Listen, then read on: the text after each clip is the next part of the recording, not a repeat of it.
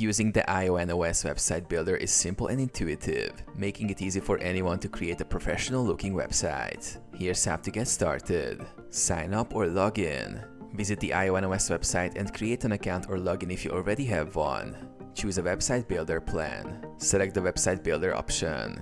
You can choose from various plans depending on your needs. Select a template. After selecting a plan, you'll be prompted to choose a template. IONOS offers a variety of pre-designed templates tailored to different industries and purposes. Choose one that suits your style.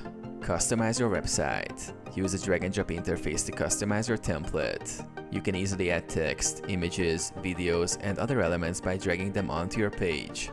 Edit content directly by clicking on the elements. Set up pages and navigation.